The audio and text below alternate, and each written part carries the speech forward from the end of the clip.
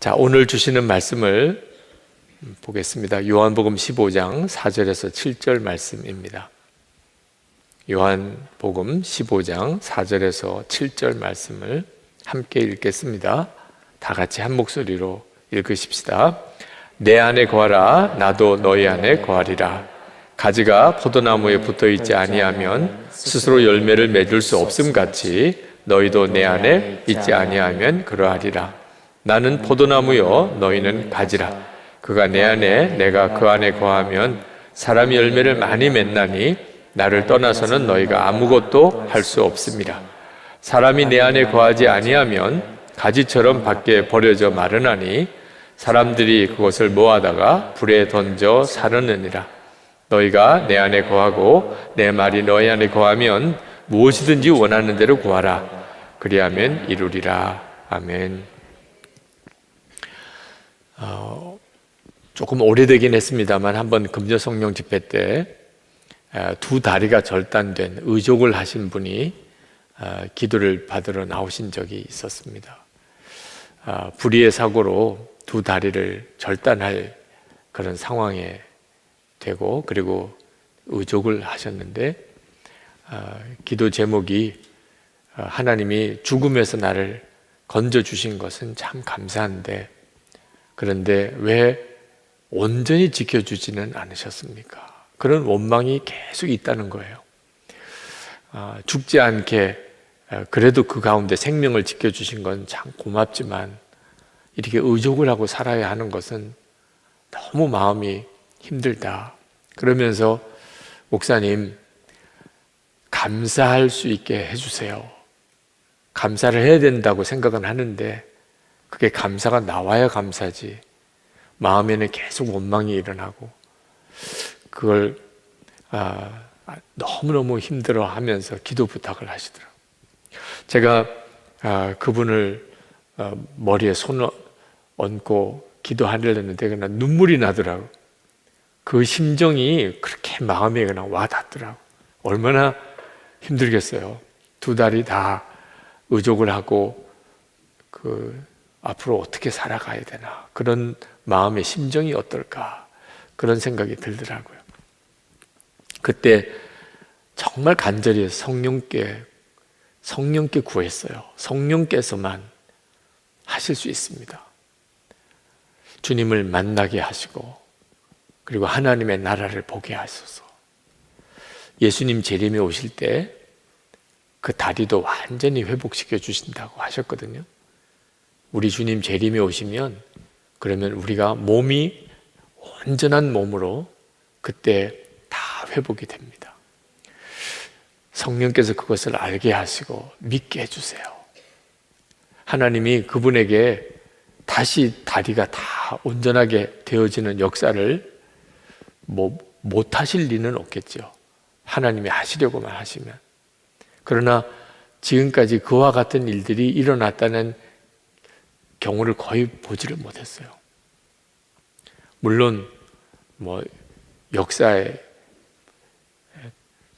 정말 나면서 걷지 못했던 그 솔로몬 그 성전에 앉아있던 그 사람도 나사렛 예수의 이름으로 벌떡 일어나는 일도 있었고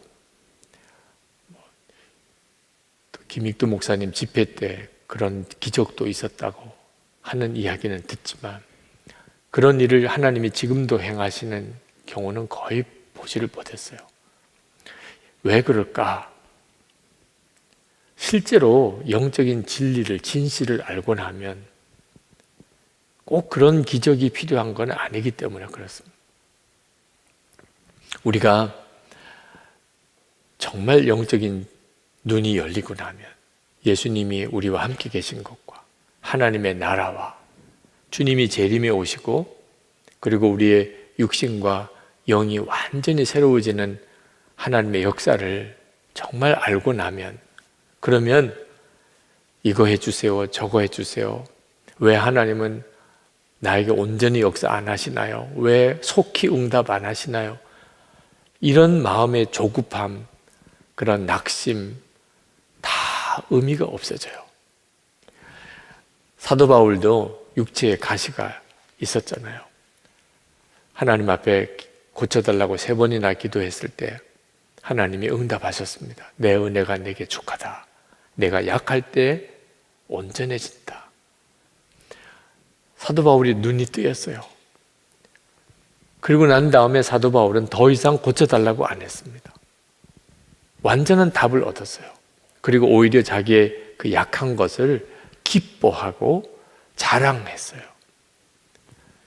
눈이 뜨이고 나면, 영적인 눈이 온전히 뜨이고 나면, 그러면 내 마음의 조급함, 낙심, 어떤 자화절, 원망 다 바뀌어져 버려요. 우리가 진짜 눈이 뜨여야 할 게 뭔가? 우리와 함께 계시는 예수님이에요. 우리가 그토록 주님을 바라보시자 24시간 주님과 동행하시라고 권해드리는 이유는 주님이 나와 함께 계시는 게 정말 믿어지고 그 주님을 바라보는 눈이 뜨이고 나면 그러면 우리의 소원도 달라지고 마음의 갈망도 달라지고 내 마음의 진정한 만족과 감사의 제목도 다 바뀝니다. 아직도 영적인 눈이 진짜 뜨이지 않으니까 엉뚱한 걸 붙잡고 안달하고 조급해하고 좌절하고들 사는 거예요. 어제 어느 분이 저에게 메일을 보내셨어요. 요즘 기도하다 보면 가끔씩 무의식적으로 하나님, 제가 인용하기도 그러네요. 그러니까 하나님에 대한 욕이 막 나온대요, 입에서. 즉시 회개하지만 두렵습니다. 구원받지 못하는 게 아닌지 잠을 이루지 못해 목사님께 묻습니다. 짤막한 메일이 왔어요. 참 곤혹스럽겠죠. 자기도 모르게 갑자기 하나님에 대해서 막 욕이 나오는 거예요. 이거 잘못하다가 나 진짜 버림받은 영혼 아니냐, 그런 두려움이 와서 저에게 메일을 보내셨더라고요. 얼마나 난감하겠습니까? 하나님을 욕하는 것이 자기 입에서부터 욕이 나온다면. 그런데 이분에게 있어서 그 하나님을 욕하는 것보다 더 놀라운 것은요, 그분이 그때마다 즉시 하나님께 회개한다는 거예요. 즉시 하나님, 제가 지금 정말 말도 안 되는 말을 내뱉었습니다 라고 회개를 하게 됐다는 거예요. 그리고 저에게 목사님, 저 어떻게 해야 되죠? 이건 내가 완전히 버림받은 영혼 아닙니까? 그렇게 저에게 상담 메일을 보냈다는 거예요. 여러분, 하나님을 욕을 하는 사람들 많습니다. 지금 세상은 정말 악한 세상이 되었어요. 그런데 하나님을 욕하는 사람들 중에 이분은 정말 특별한 사람이죠. 하나님을 욕하는 사람이 다 자기가 욕하고 난 다음에 바로 회개합니까? 그리고 어느 목사님에게든지 메일을 보내서 상담합니까? 그런데 이분은 그렇게 하고 있잖아요. 그러니까 지금 이분이 정말 주목해 봐야 될 것은 하나님을 욕을 하는 그런 정말 무서운 영적인 어떤 시험만 아니고, 그럼에도 여전히 자기 안에 역사하시는 성령의 역사예요. 이걸 성령의 근심이라고 하는 거죠. 에베소서 4장 30절에 하나님의 성령을 근심하게 하지 말라. 그 안에서 너희가 구원의 날까지 인치심을 받았느니라. 성령이 그 마음에 계신 사람은 영생을 소유하고 있는 사람이에요. 성령이 근심할지언정 그 사람 속에 역사하고 있잖아요. 그걸 주목해 봐야 돼요. 그래서 그분에게 메일을 간단하게라도 보냈어요. 당신이 하나님을 욕을 하고 있지만 즉시 회개할 마음이 들고, 그리고 목사님에게 상담하는 메일을 보내는 것은 당신 안에 또 동일하게 성령께서 여전히 역사하고 있다는 증거입니다. 그러니 이제 또 그런 일이 벌어지면 이제는 회개만 하지 말고 담대하게 대적하세요. 예수의 이름으로 명하니, 예수님의 보혈에 의지하여 명하니, 나에게 하나님을 욕하게 하는 영은 떠나가라! 담대하게 외치세요. 그리고 성령의 감동하시는 대로, 하나님, 제가 더 이상 입으로 하나님을 욕하기 원치 않습니다. 하나님을 찬양하고 하나님을 증거하는 삶을 살기 원합니다. 그렇게 구하세요. 구하라 그러면 주실 것이요 하셨으니까. 여러분, 우리 안에 성령께서 계시다는 것은 정말 놀라운 일이에요. 여러분이 그 사실을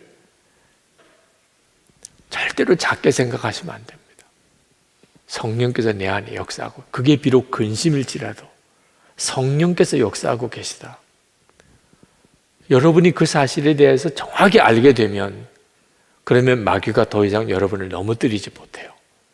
여러분도 여러분이 얼마나 놀라운 은혜 속에 살고 있는가를 알게 되니까, 그러니까 문제를 헤쳐나갈 힘을 얻게 돼요. 그러나 성령이 내 마음에 계시다는 것으로만 그치면 참 안타까운 일이에요. 평생을 성령을 근심하게 하고 회개만 하고 그렇게 끝낼 겁니까? 그럼 어떻게 하죠? 이제 우리가 할 일이 있는데, 그것은 예수님 안에 거하기를 힘쓰는 겁니다. 내 안에 성령이 와 계시다는 것에 대해서 만족할 게 아니고, 이제는 예수님 안에 거하기를 힘쓰는 거예요. 요한복음 15장 4절 오늘 말씀에 내 안에 거하라 나도 너희 안에 거하리라. 이것이 정말 하나님을 기쁘시게 하는 거예요. 여러분이 성령을 받았다는 것도 하나님이 대단히 기뻐할 일이지만, 하나님이 정말 기뻐하시는 것은 여러분 자신이 예수님 안에 거하는 것입니다. 예수님 안에 거한다는 것은 도대체 뭘 어떻게 하는 건가? 그냥 그림으로 그려보세요. 여러분이 예수님 안에 들어가요. 그 말은 무슨 뜻이죠? 이제는 예수님 마음대로의 인생을 살게 된다는 뜻입니다. 여러분의 의지, 여러분의 결심, 여러분의 계획 다 없어지죠. 여러분이 예수님 안에 들어갔으니까. 예수님이 가는데 여러분이 안 갈 수가 있나요? 예수님 안에 있는데. 예수님이 하시는데 여러분이 안 할 수가 있나요? 여러분 이미 예수님 안에 있는데.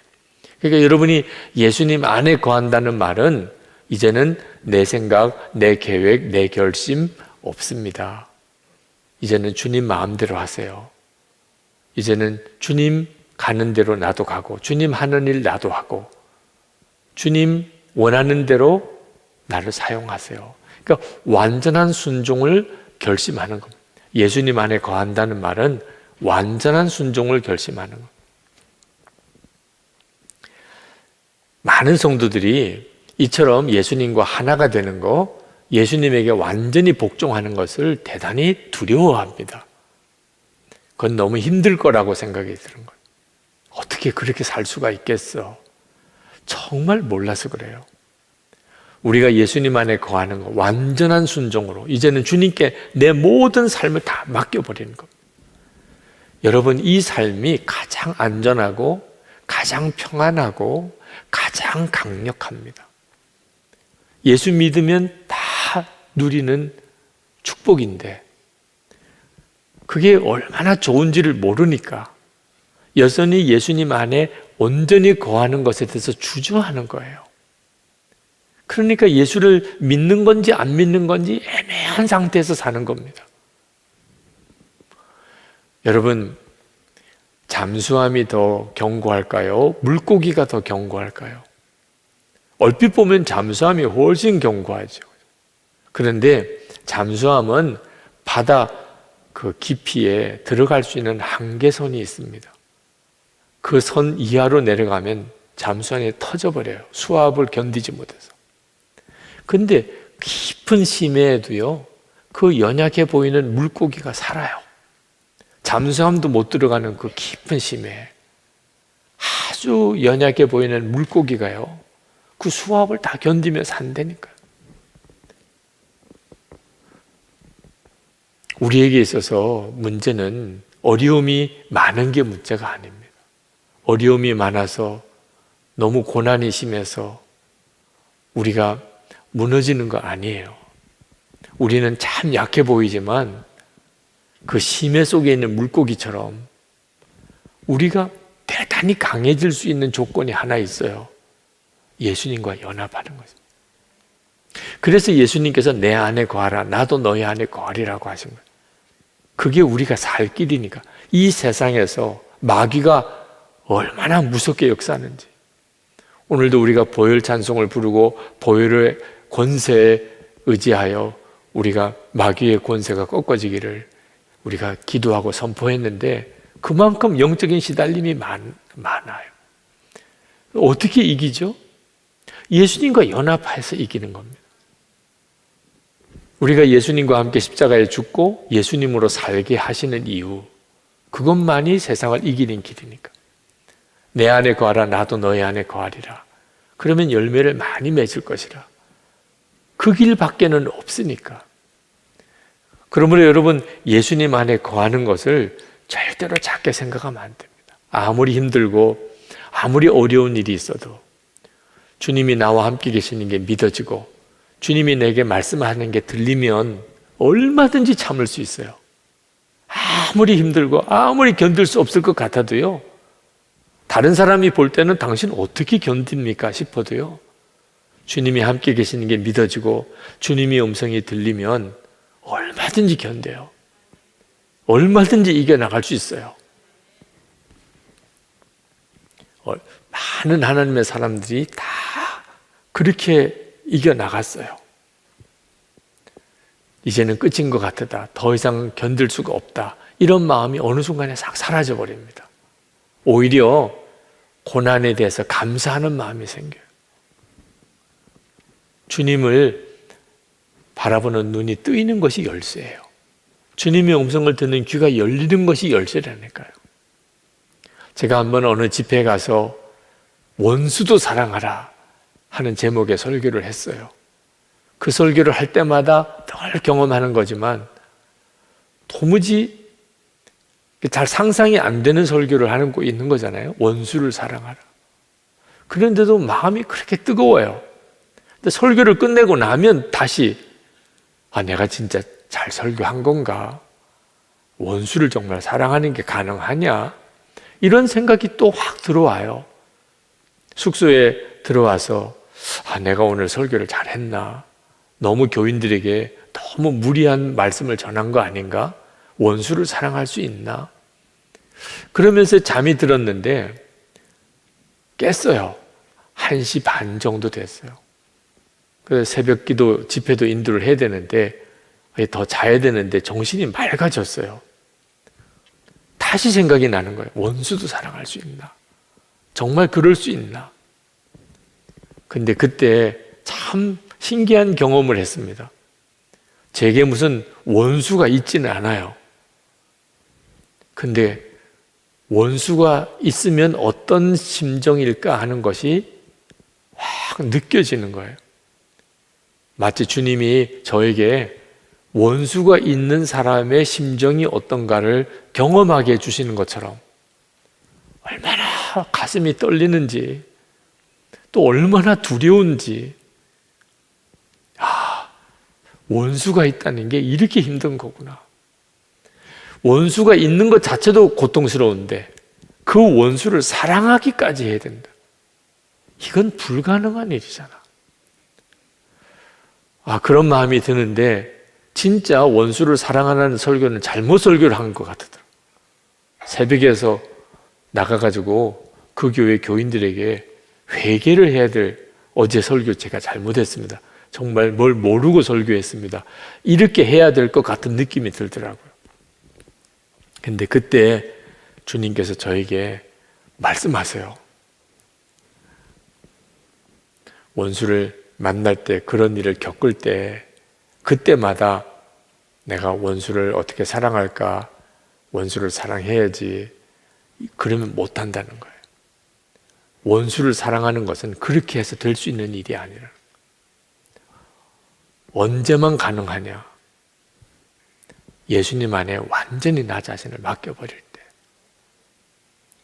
마음속에 순종할 건지 말 건지 이젠 더 이상 그 자체가 고민이 안 돼요. 왜? 완전한 순종을 결단했으니까. 어떤 사람을 만나든지 그 사람이 원수일지라도 나에게는 선택의 여지가 없어요. 사랑하라. 이미 결론 내렸어요. 그러지 않으면 못하는 일이라. 제가 자리에서 일어나서 다시 잤다가는 그거 잊어버릴 것 같더라고요. 그래서 그걸 썼어요. 원수도 사랑하는 건 어떻게 해서 사랑할 수 있나. 진짜 예수님께 나 자신의 삶을 완전히 맡길 때만 예수님과 온전히 하나가 되고 나는 죽고 예수로 살고 이제는 내게는 순종밖에 없어요. 일을 만날 때 그때마다 순종해야지 이게 아니고 나는 무조건 순종밖에 없어. 무슨 일을 만나든지 누구를 만나든지 나는 순종밖에 없는 사람만이 할 수 있는 일이라. 그래서 우리가 예수님 안에 거하는 것을 하나님이 기뻐하시는 거예요. 예수님 안에 거한 사람, 여러분이 지금 예수님 안에 거하여 있으면 주님이 너무 기뻐하세요. 왜냐하면 그 사람만이 하나님 뜻대로 살 수 있으니까. 근데 예수님 안에 거하지 않은 사람은 여전히 하나님이 보시기에는 너무너무 아슬아슬해요. 십자가의 속죄의 은혜를 깨달았을 때 너무 감격이 되지만 그것도 시간이 지나가면 시들해집니다. 성령의 불체험을 했을 때 그때는 세상이 완전히 다 달라진 것처럼 보여도 역시 시간이 지나가면 그것도 다 시들해져요. 나는 죽고 예수로 사는 십자가의 복음을 깨달았을 때 이제는 십자가는 완전히 이제는 다 알게 된 것 같아요. 그런데 또 시간이 지나가면 나는 안 죽었나 봐. 그런 참 기가 막힌 마음의 시험이 옵니다. 왜 그렇죠? 십자가의 속죄의 은혜, 성령의 체험, 나는 죽고 예수로 사는 십자가의 복음을 깨달은 것이 뭐가 아직까지 미진한 거지요? 예수님 안에 거하는 것이 아직까지 안 되면 그러면 결국은 다시 흔들려 버리게 돼요. 예수님 안에 거하지 못한 사람은 성경을 많이 알아도 실제로 그 성경 말씀대로 사라지지가 않습니다. 예수님 안에 거하지 않으면 하나님의 나라 영생 천국에 대해서 분명하게 내가 알고 있어도 여전히 성질 하나 안 바뀌어요. 예수 믿고 여러분도 다 경험하고 있는 거잖아요.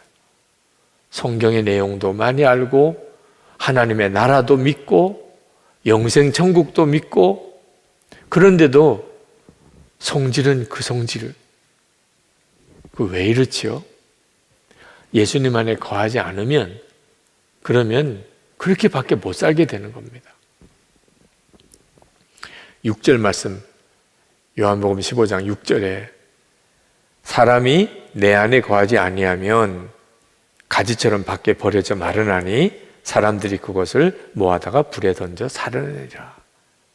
성경을 많이 알아도 놀라운 성령 체험을 했어도 그가 다른 사람에게 성경을 가르칠 수 있는 사람까지 되어도 다 소용없어요. 내 안에 거하지 않으면 그러면 영적으로 다 메말라져 버립니다. 주님 안에 거하면 그러면 내가 그냥 주님 안에 거해요.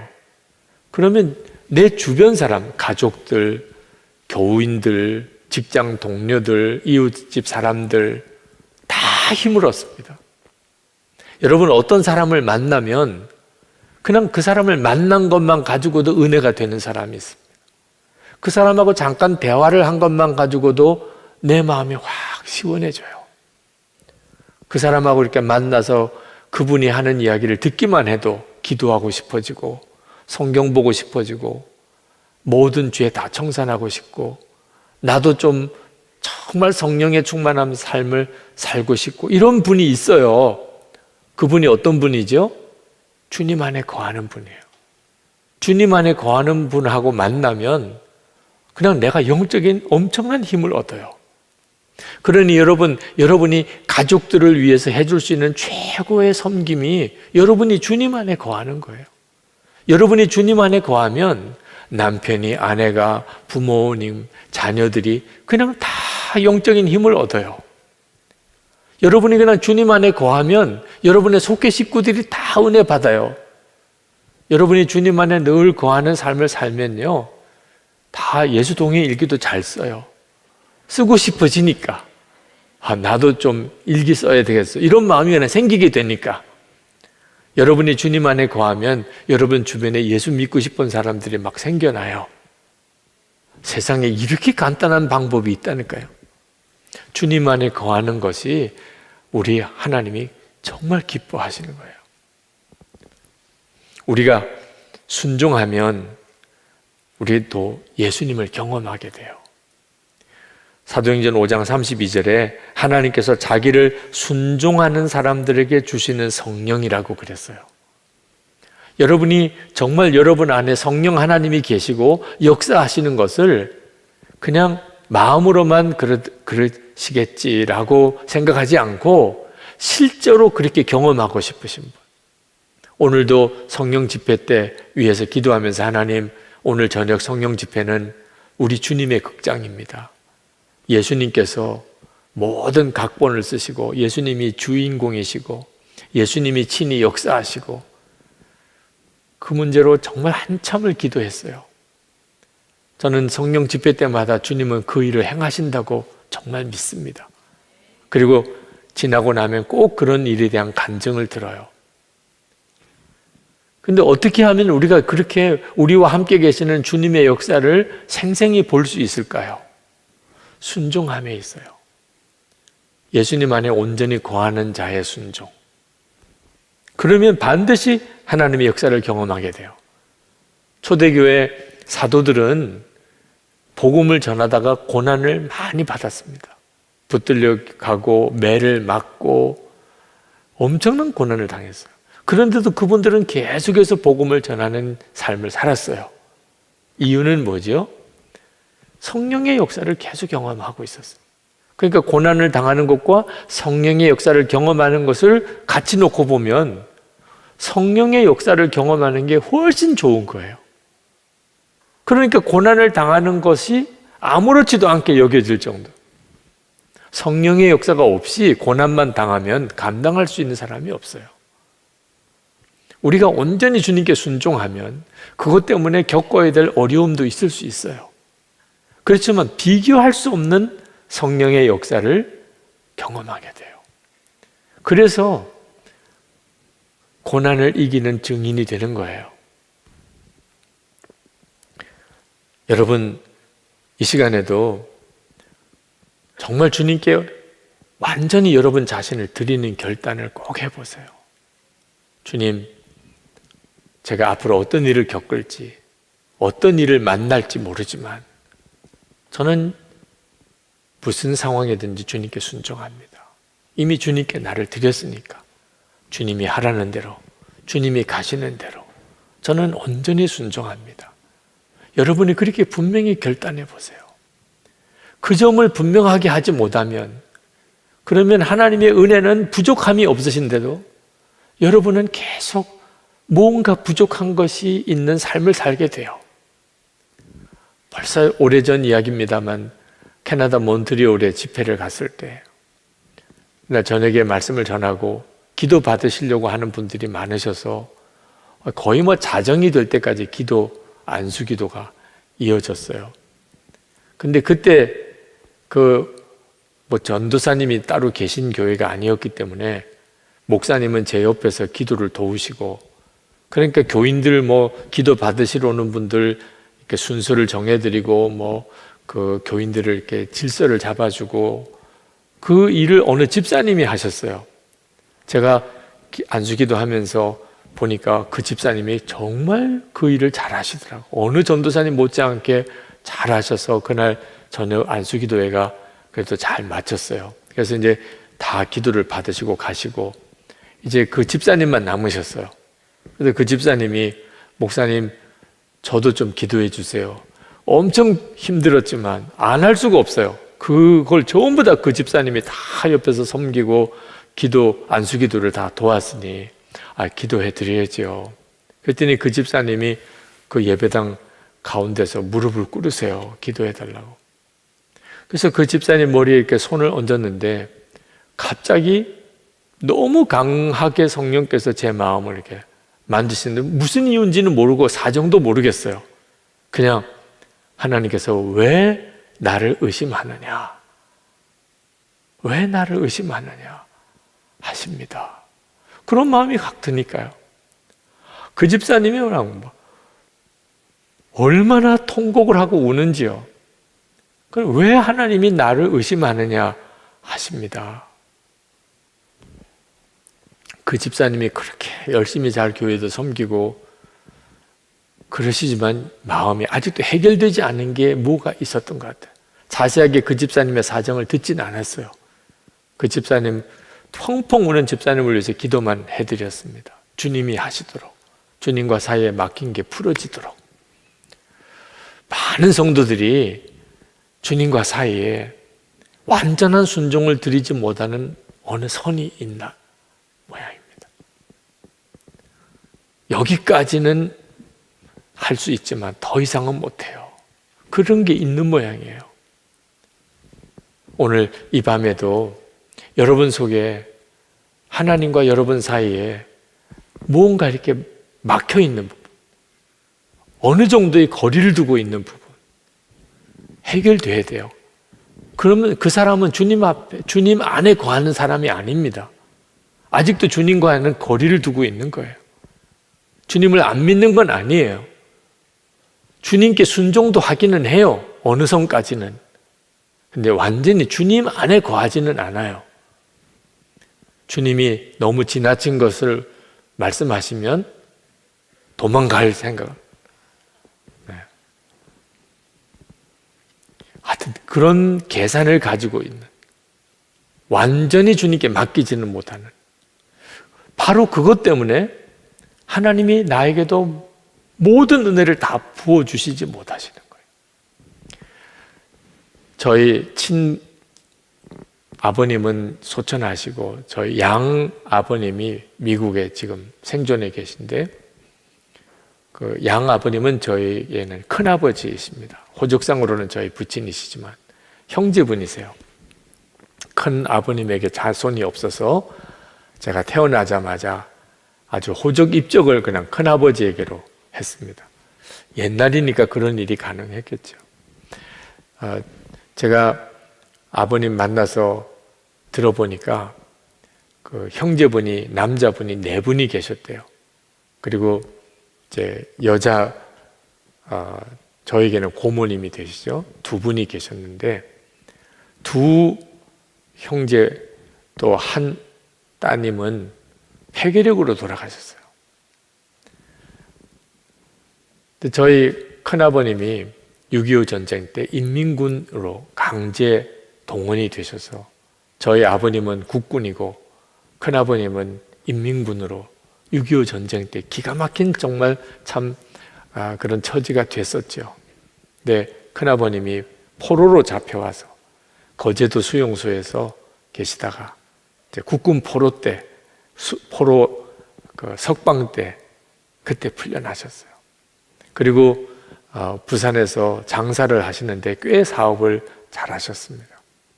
제 어린 시절에 큰아버님 댁에 가서 이렇게 지낸 때 보면은 꽤 잘 사셨다, 그런 느낌이 들었어요.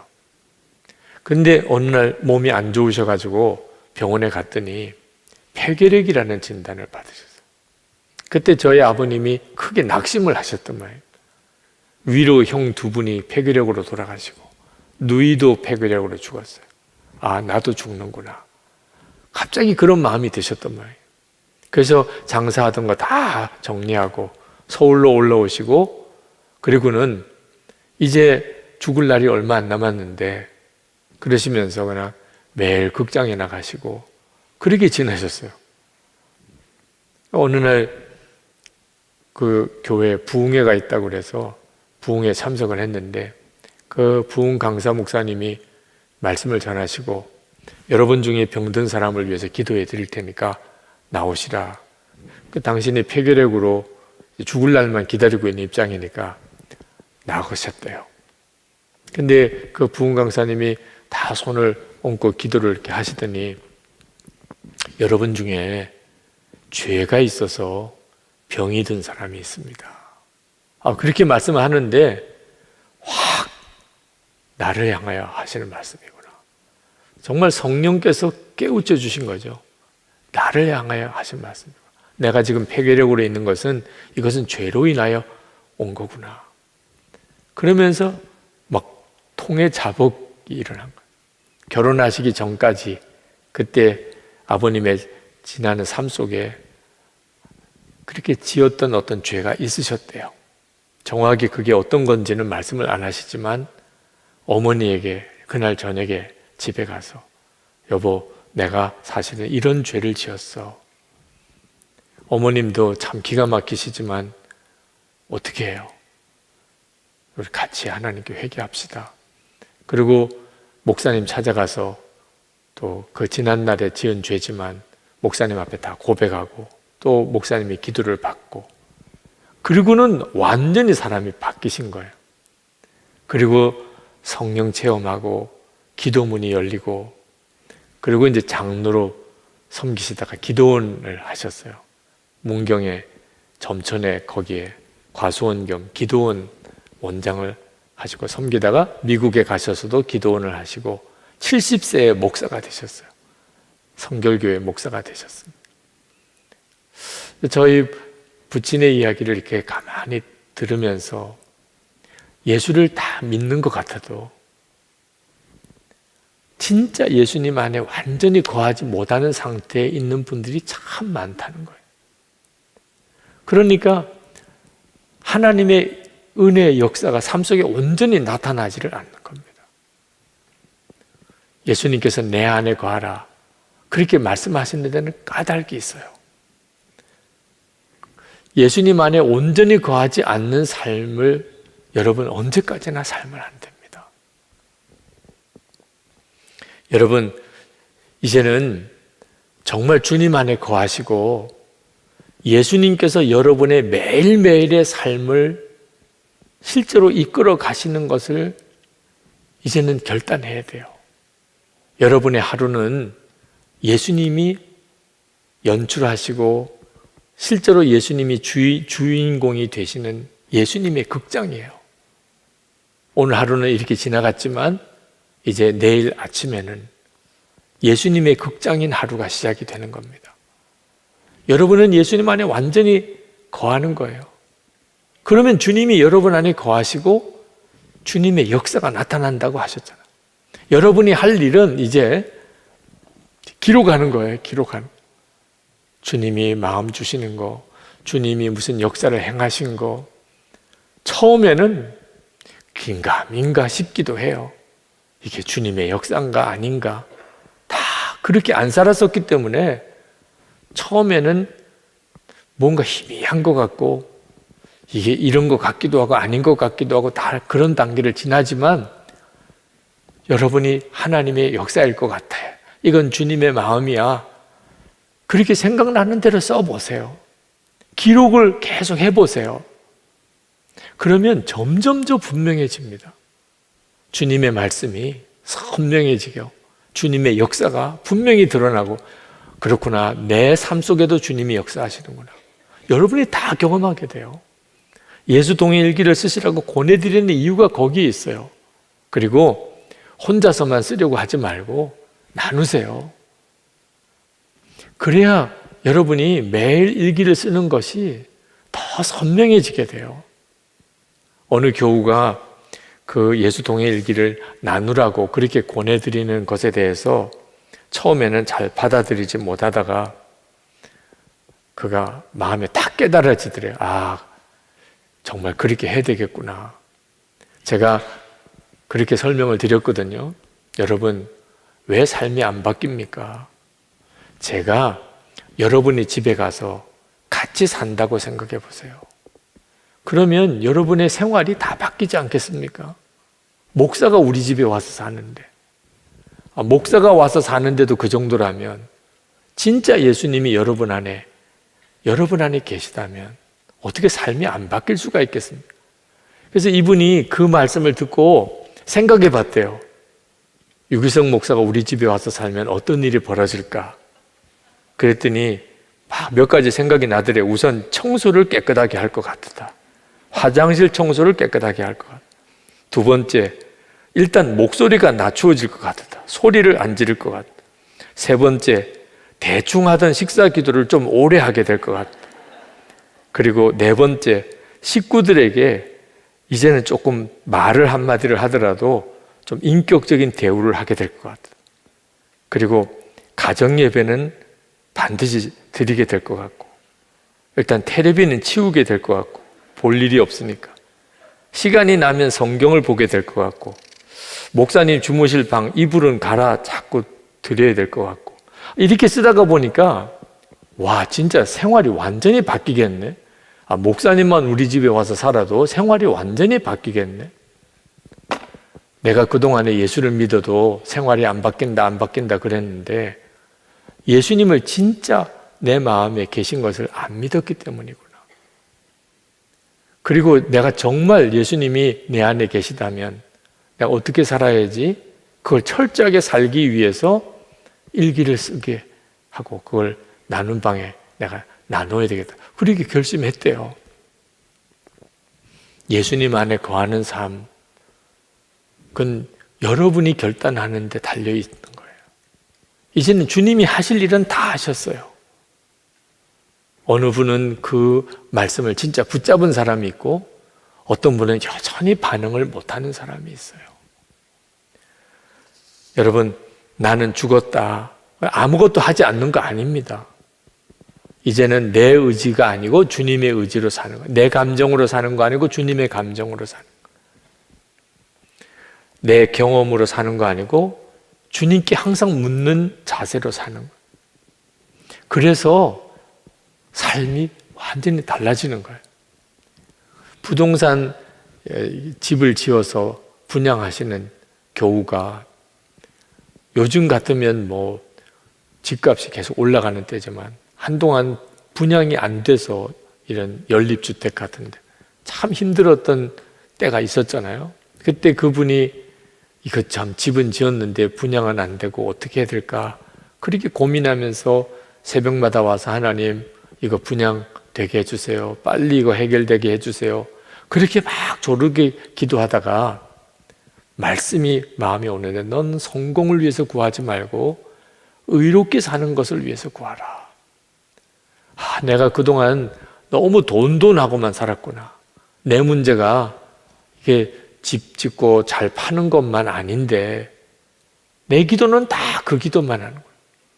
근데 그 순간에 마음에 무슨 생각이 딱 드냐면 그 분양 안 되는 집 한국에 오시는 선교사님들 1년 동안 안식년을 오시거나 그러시면 그분들 지낼 수 있는 집으로 내놓으면 되잖아. 그 생각이 막 번뜩 들더래요. 내가 왜 그 생각을 못했을까? 그래서 그분이 그 선교사님들을 위해서 집을 이렇게 내놓는 일을 하시게 됐어요. 여러분, 정말 주님은 놀라운 일을 하시는 분이세요. 지금도 여러분에게도 마찬가지고. 처음에 말씀을 전할 때 2다리 다 절단된 사고를 당한 의족을 하신 분 이야기를 드렸는데, 지난번 주일 설교 때도 말씀을 드렸던 안정규 선교사님, 케냐의 그 선교사님은 맹인이십니다. 그 선교사님이 아프리카로 선교하러 가실 때만 해도 그분은 아프리카를 뒤집으러 갔어요. 근데 가서 내가 뒤집혔다.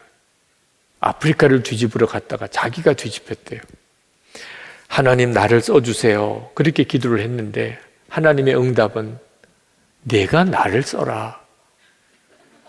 하나님 내가 어떻게 하나님을 쓰나요? 완전한 순종이구나.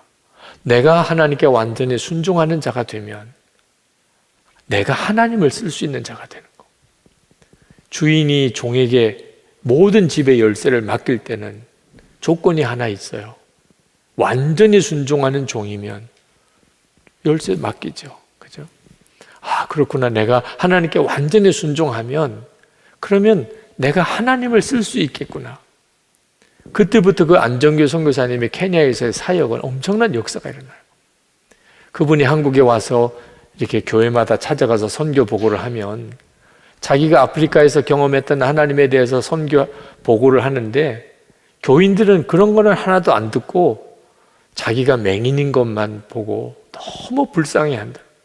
그래서 제발 나 불쌍하게 여기지 말라고, 나 행복해요. 교인들이 자기를 불쌍하게 생각하는 게 너무 안타깝다. 아니, 눈이 안 보이는 게 그렇게 불쌍하냐고. 눈이 안 보이는 게 중요한 거 아니라고. 영적인 세계를 바라볼 수 있는 눈이 뜨 있냐 안 뜨 있냐가 중요하지. 육신의 눈은 아무 상관이 없다고. 돈, 우리 몸의 세포를 위해서는 도움이 좀 될까? 진짜 중요한 진정한 영생을 얻는 일, 하나님의 나라의 영광을 경험하는 일에는 전혀 돈은 도움이 안 되더라. 방해만 될 뿐이더라. 우리가 진짜 붙잡아야 될 것은 주님이시라고. 참 그 선교사님 말씀을 전할 때는 그냥 가슴이 콱콱 이렇게 성령께서 치시는 감동이 있으시더라고요. 주님 안에 완전히 거하는 자가 가지는 영적인 힘이에요. 자, 오늘 이 시간에 여러분, 주님이 정말 여러분에게 원하시는 것, 지금 코로나19로 인해서 이렇다 저렇다 말들이 많고 백신 문제 때문도 그렇고 선거 문제도 있고 경제적인 문제, 여러분의 가정 문제, 건강 문제, 별의별 문제들이 많지만 주님이 여러분에게 원하는 것은 주님 안에 거하는 것입니다. 완전히 여러분의 삶을 주님께 맡기는 거예요. 그 말은 이제는 순종만 하며 살겠다는, 주님, 어떤 상황, 어떤 문제가 만나도 저는 그냥 순종할 겁니다. 말씀만 하세요. 저에게 깨닫게만 하세요. 그러면 저는 순종합니다. 그 다음부터는 여러분은 하나님의 역사의 증인들로 쓰임을 받게 됩니다. 가장 쉬운 길이고 가장 편안하고 가장 강하고 가장 충만한 삶이에요. 우리 이 시간 찬양하고 기도합시다. 나의 안에 거하라. 우리 찬양합시다.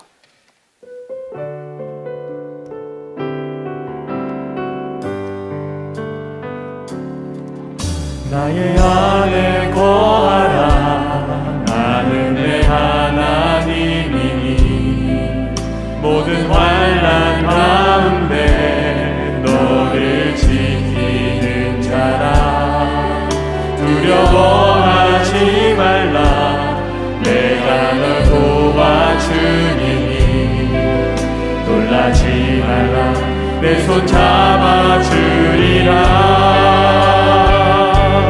내가 너를 지명하여 불렀나니 너는 내 것이라.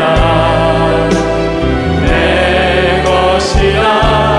너의 하나님이라. 내가 너를 고배롭고 존귀하게 여기노라.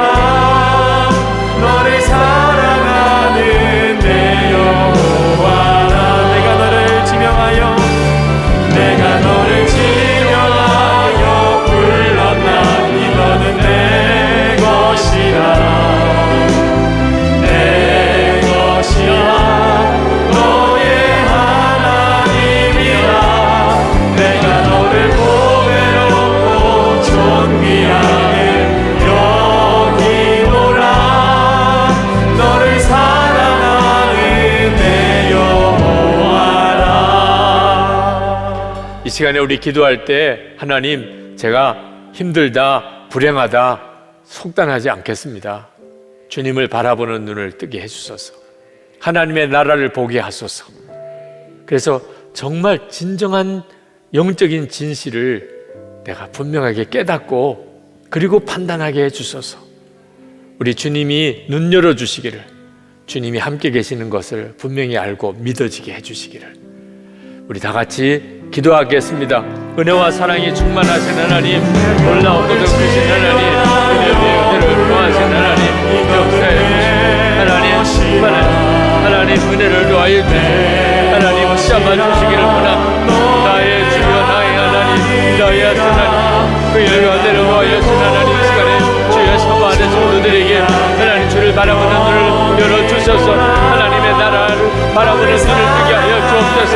하나님, 정말 진정한 진실이 무엇인지, 진리가 무엇인지 그 눈이 분명하게 열리게 하여 주옵소서. 주 예수님, 주님이십니다. 주를 바라보는 눈을 분명히 뜨게 되기를 원합니다. 하나님이 나를 분명히 바라보게 되기를 원합니다. 하나님, 오늘도 사랑을 마음의 간절함, 마음의 그 간절함, 갈망, 하나님 마음의 소원, 하나님 간절 주님 앞에 나온 사랑한 소원들을 주여 들어주셔서 하나님 주의 은혜의 눈을 열어주셔서 주를 만나고 주님을 듣게 하시고 하나님 주께서 하나님 주의 영의 눈이 열리고 하나님의 귀가 열리게 하여 주시기를 원합니다. 살아계신 주님, 은혜의 주님, 주님을 더욱 주목하게 하여 주시기를 원합니다.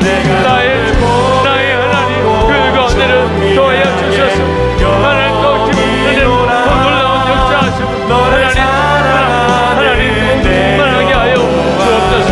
아버지 놀라우신 하나님, 그대로 나의 아버지 그 가운데로 요하신 하나님 도와주시기 원합니다.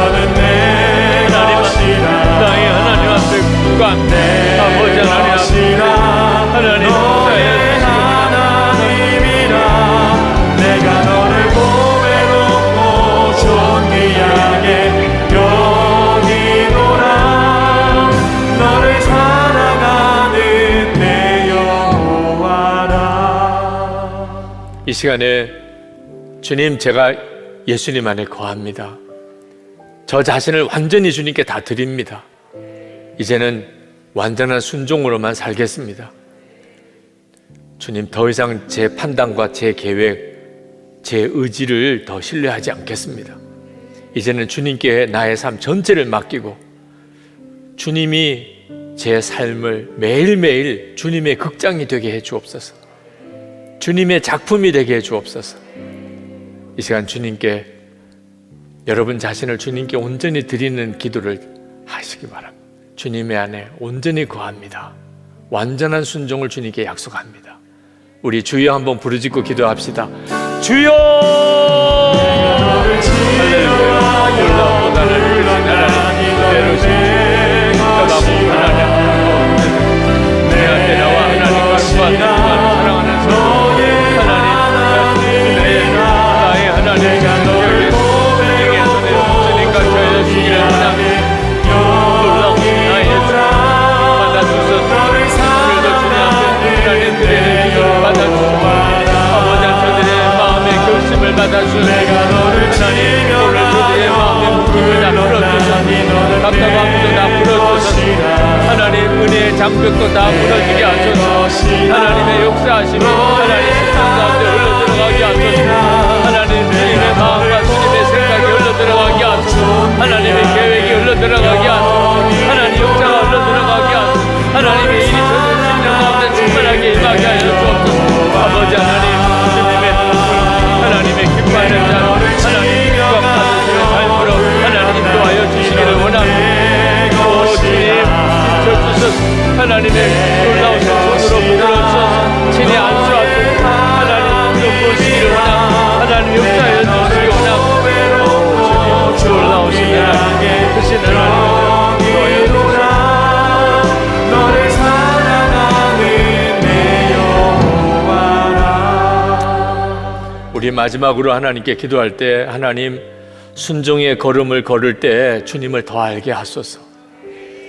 주님께서 하신 일만 더욱 증거하게 해 주옵소서. 주님 이 시간에 제게 말씀해 주시면 그 다음엔 순종밖에 없습니다. 이제는 주님께서 저를 사로잡아 주님이 원하시는 대로 쓰소서. 순종의 걸음을 통해 주님 더 알게 하시고 오직 주님만 증거하는 삶을 그렇게 살다가 주님 앞에 가게 해 주옵소서. 형편과 처지에 대해서 더 이상 판단하지 않겠습니다. 여러분의 삶을 이제는 완전히 주님께 드리십시오.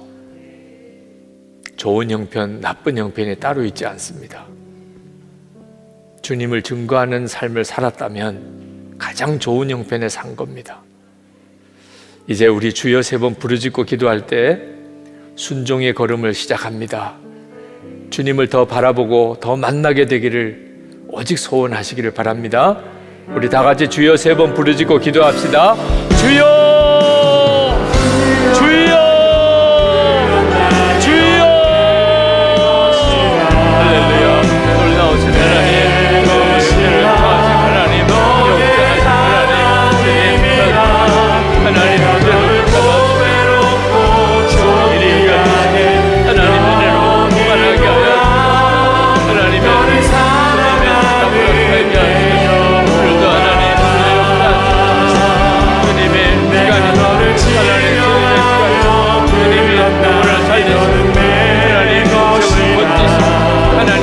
하시고 하나님 성결하게 하시고 하나님 용서하시고 하나님 회복시키시고 하나님 너를 거듭해 주시고 주의 일을 하도록 하나님 인도하시고 하나님 역사를 행하게 하시고 하나님 주님의 시간이 오늘도 하나님께서 주의 사랑하는 이들을 부르시고 하나님 기도하게 하시고 오늘도 하나님 죽을 지자가 살아나게 하시고 하나님 불지의 병이 고침받게 하시고 인생이 완전히 새로워지게 하시고 가정이 완전히 새로워지게 하시고 오 주님 저들의 인생에 맡긴 것이 풀어지게 하시고 답답함이 해결되게 하시고 하나님 각각 번째가 떠나가게 하시고 하나님의 거룩하심이 놀랍게 임하게 하여 주시기를 원합니다. 하나님의 큰 은혜가 임하게 되기를 원합니다. 오 주님의 역사하심을 놀랍게 허락하시고 주님의 일하심을 놀랍게 임하게 하시고 하나님의 일하심을 놀랍게 보게 하여 주옵소서. 아버지 놀라우신 아버지 오 하나님 놀라우신 주님 예배로신 하나님 마음에 답답함을 풀어주시고 하나님의 사랑을 만드소서. 주님의 사랑을 하나님의 사랑을 이루소서. 하나님의 사랑을 주의